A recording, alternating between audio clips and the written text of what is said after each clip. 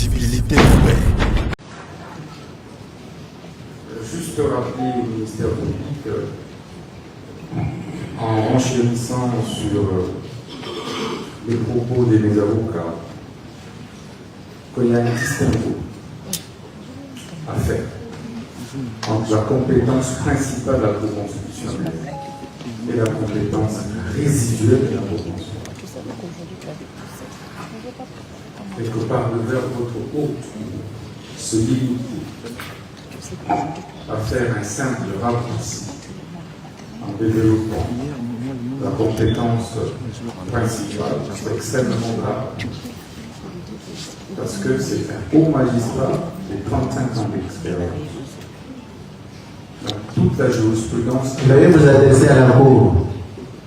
C'est tout ce que je voulais rappeler, qu'il y a un distinguo à établir entre la compétence principale de la Cour constitutionnelle et de la compétence résiduelle. Dans la compétence résiduelle, plusieurs arrêts de principe de la Cour constitutionnelle posent deux conditions.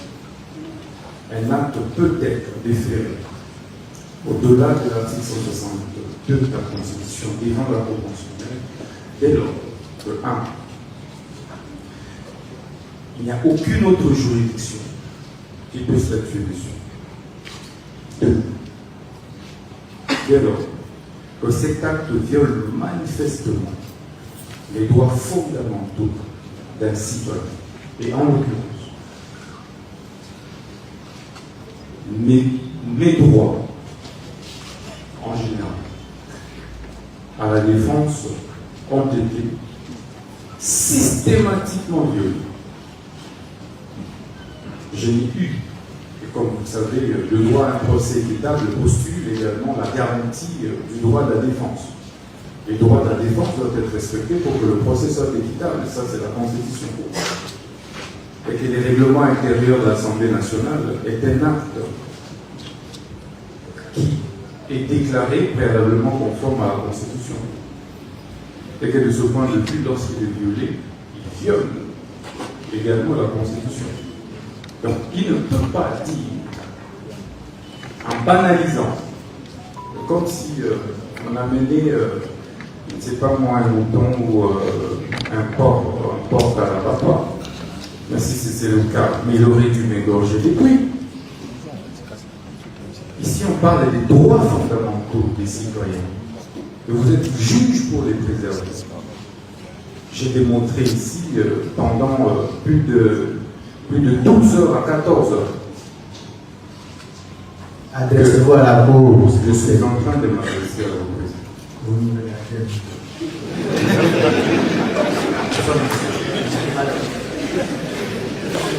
Ça va, merci, allez-y. Merci beaucoup, Président. Et donc, comme je le disais, Président, ici il s'agit des droits fondamentaux. On ne m'a pas donné l'occasion de présenter les moyens de défense. Et je suis convaincu que si cela m'avait été accordé, on ne serait pas dénoncé. Parce que je crois au haut magistrat qui instruisait ce dossier. Si vous voulez, je peux citer le magistrat Kabila, parce qu'il était objectif. Si nous avions pris le temps nécessaire, nous n'en serions pas arrivés là devant votre mais malheureusement, puisque le complot était fait, le plan était établi, c'était d'éliminer et d'écarter un adversaire politique. Et donc ils ont violé toutes les règles de droit. Le ministère public, c'est le garant aussi du respect des lois de la République. Mais dès lors, comment peut-il aujourd'hui me refuser ce droit? Le droit de pouvoir recourir devant la Cour constitutionnelle pour pouvoir présenter ces irrégularités observées lors du vote dans ces différents réquisitoires. Et donc, je pense simplement qu'il est de mon droit, en tant que prévenu, de pouvoir soulever ce moyen afin que votre haute cour puisse sursoir ce soir, ce n'est pas fuir. J'ai promis au ministère public que je vais affronter ce procès jusqu'au bout. Parce que l'unique façon pour moi de déclarer mon innocence était d'affronter cette réalité. Et que c'est le prix d'un combat que je paye. Et je suis prêt à le payer jusqu'au bout. Donc je voudrais vraiment le rassurer que j'avais toutes les possibilités d'éviter cette humiliation, mais j'ai voulu passer par cette humiliation. Parce qu'en tout état de cause, des épreuves qui nous arrivent dans la vie, ce n'est pas forcément pour nous enfoncer. C'est peut-être des leçons de vie que nous apprenons, mais c'est aussi peut-être pour un tremplin. Donc pour moi, c'est une épreuve que j'accepte avec beaucoup d'humilité, sportivité, avec beaucoup d'élégance, quelle que soit l'issue de ce procès. Donc je vous remercie. La Cour vous dit merci.